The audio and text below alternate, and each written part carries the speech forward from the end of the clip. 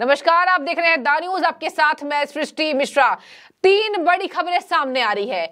सबसे पहली खबर मैं आपको बताऊंगी, मुख्यमंत्री ममता बनर्जी का एक रोड एक्सीडेंट हुआ कोहरे की वजह से और ममता बनर्जी को यहां हल्की चोट सर में लगी है। बड़ी खबर इस वक्त की, बता दें आपको, ममता बनर्जी का विमान नहीं उड़ पाया था कोहरे की वजह से, जिसके बाद वो पैदल ही चली गई और यहां पर कहा जा रहा है कि उनका जो कार है वो हादसे का शिकार हो गया।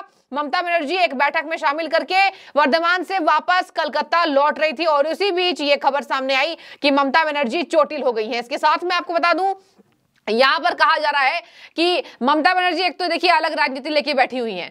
ममता बनर्जी पश्चिम बंगाल में कांग्रेस को नहीं देंगी सीटें, कह रही हैं कि 2 सीटें मैं केवल दूंगी। कांग्रेस कह रही है नहीं चाहिए, आप कभी आप रखिए अपने पास और उससे ज्यादा सीटें हम जीत सकते हैं इस बार। 2 सीटें तो हम पिछले बार ही जीते थे। अब मैं आपको बता दूं, यहां पर ममता बनर्जी कोलकाता लौट रही थी, थोड़ी सी गंभीर चोट आई है और ये ब्रेकिंग न्यूज बन रही थी, मैंने सोचा आपको बता दूं। दूसरी खबर पर आते हैं।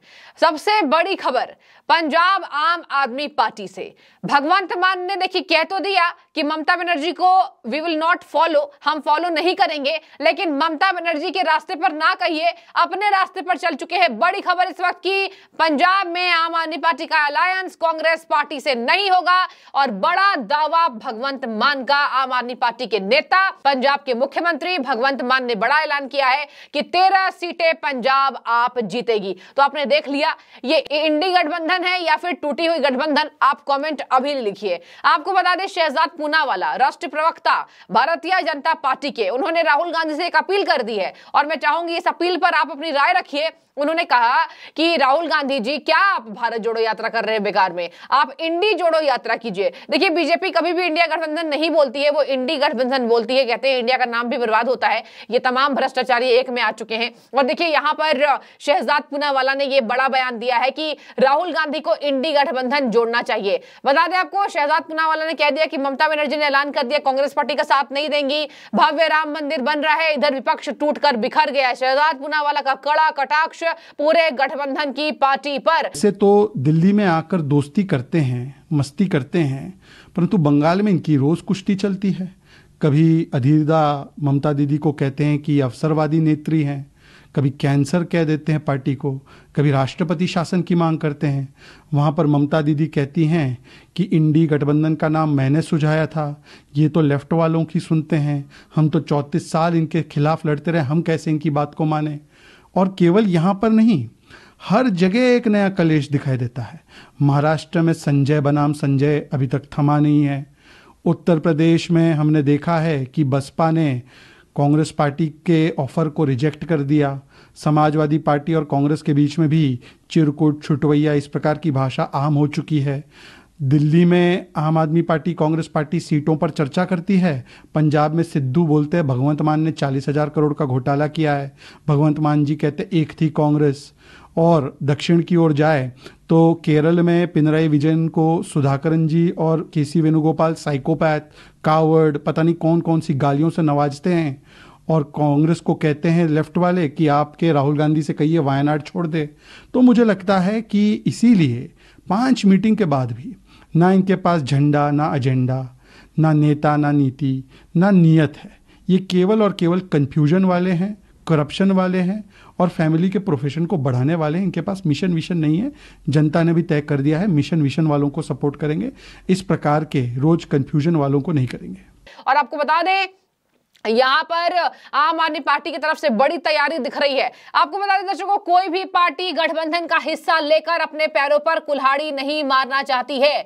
आपको याद होगा, नीतीश बाबू संयोजक थे, इन्होंने ही आह्वान किया सब आओ सब आओ, कांग्रेस भी आ जाओ, टीएमसी भी आ जाओ, जेडीयू तो है ही, आरजेडी आ जाओ, अखिलेश जी आ जाइए, सबको बुला लिया, लेकिन कोई नतीजा इस गठबंधन का है ही नहीं। और अगर नतीजा है, आपको लगता है तो आप अपनी राय रखें कि क्या इस गठबंधन का नतीजा है। चारों खाने चित विपक्ष हो चुका है। प्रधानमंत्री नरेंद्र मोदी को हराने के लिए ये एकजुट तो आ गए 28 विपक्षी दल, लेकिन इनको अपनी पार्टी के अलावा कोई भूख नहीं है। जाहिर सी बात है, ये सब राजनीति करने आए हैं, राजनीति के लिए ये लड़ेंगे, आपस में मरेंगे, ऐसा जनता कह रही है। अब आम आदमी पार्टी ने देखिए 30-40 कैंडिडेट उतारने की तैयारी भी कर दी है। आम आदमी पार्टी के नेता और पंजाब के सीएम भगवंत मान ने कहा कि हम जीतेंगे। देखिए कितना बड़ा यहाँ पर कॉन्फिडेंस देखिए। आम आदमी पार्टी का कॉन्फिडेंस देखिए, जनता ये लिख रही है कि विधानसभा में तो नोटा से कम वोट मिला था, इतना बड़ा दावा क्यों कर रहे हैं, 2 राज्य जीत गए तो बहुत बड़ा काम कर लिया, कांग्रेस पार्टी आपसे मजबूत है, ऐसा जनता लिख रही है। उन्होंने कहा, भगवंत मान ने कहा कि we will not follow Mamata Banerjee, लेकिन हम भी अकेले लड़ेंगे। देश में पंजाब बनेगा हीरो। 2024 में लोकसभा चुनाव में आम आदमी पार्टी के पक्ष में 13-0।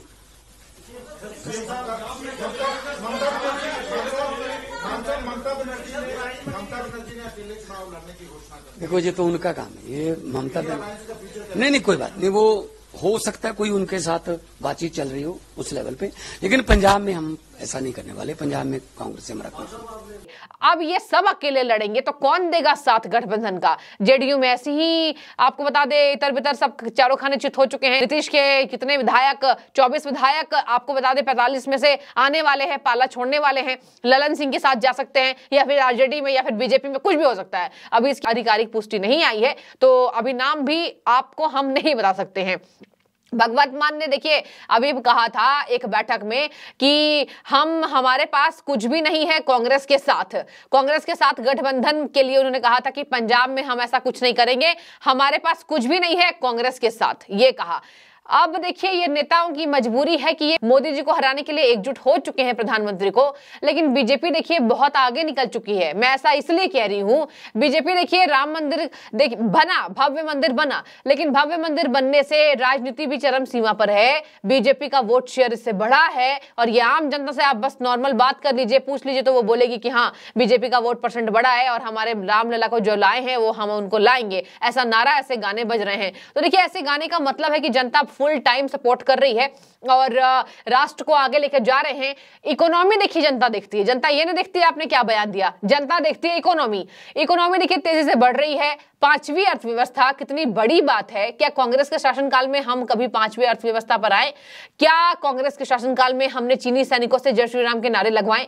क्या कांग्रेस के शासनकाल में हमने अमेरिकी राष्ट्रपति ने कभी कांग्रेस के दिग्गज नेता या प्रधानमंत्री के पीठ को थपथपाया जो प्रधानमंत्री को करते दिखा? क्या कांग्रेस के राज्य में इटली का प्रधानमंत्री जो भी पहले था और पहले भूतपूर्व इनके प्रधानमंत्रियों ने कभी कहा कि इंडिया का जो प्रपोजल है वो अच्छा है? और जॉर्जिया मेलोनी तो चीन को झटका दे चुकी। और देखिए इस तरीके से अगर आप ध्यान देंगे, छोटी छोटी बातें नहीं, ये बहुत बड़ी बड़ी बातें हैं।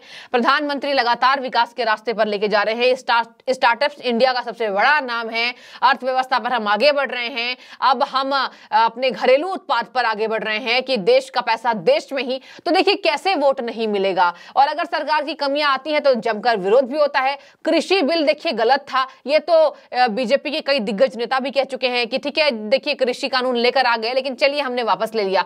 तो अगर सरकार गलती मानती है, कुछ कमियां होती हैं तो जाहिर सी बात है कमी और अच्छाई हर पार्टी करती है। तो बीजेपी की जो कमी रही है उस पर जनता ने नाराजगी दिखाई है।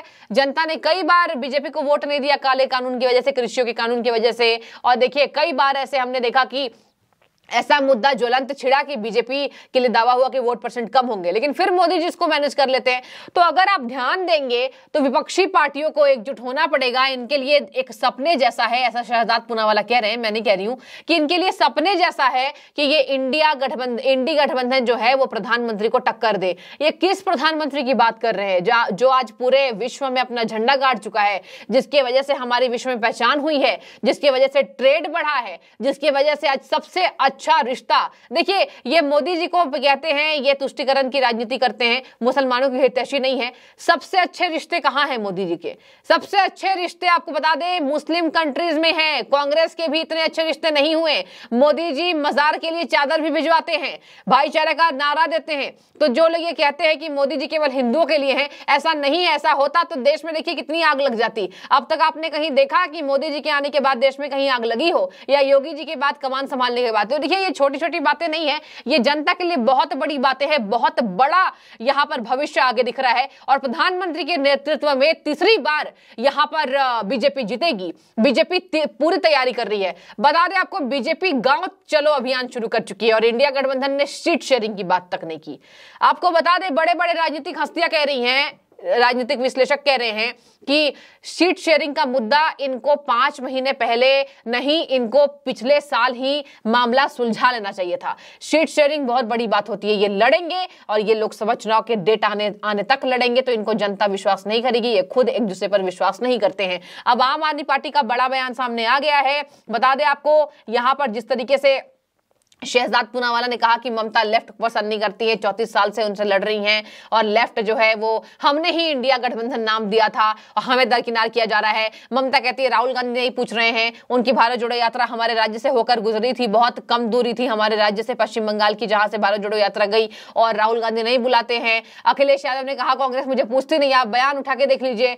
बड़े बड़े दिग्गज नेता विपक्ष के ये कह रहे हैं मुझे वो नहीं पूछता है, उसको वो नहीं पूछता है। मतलब देखिए चारों तरफ से समीकरण जुड़े हुए हैं कि कोई किसी को नहीं पूछ रहा है और सबसे ज्यादा इस पर आक्रामक तौर पर दिख रही है ममता बनर्जी। और ममता बनर्जी के बाद आम आदमी पार्टी जो अपने आप को राष्ट्रीय पार्टी घोषित करवा चुकी है और सबसे बड़ी पार्टी समझती है अपने आप को, नोटा से कम वोट मिले थे हालांकि कोई बात नहीं, लेकिन बड़ी पार्टी समझती है। आम आदमी पार्टी ने भी कह दिया कि हम तो भैया बड़े पार्टी हैं, हम पंजाब में 13 सीटें जीतेंगे, 40 कैंडिडेट हमने उतारने की तैयारी कर ली है।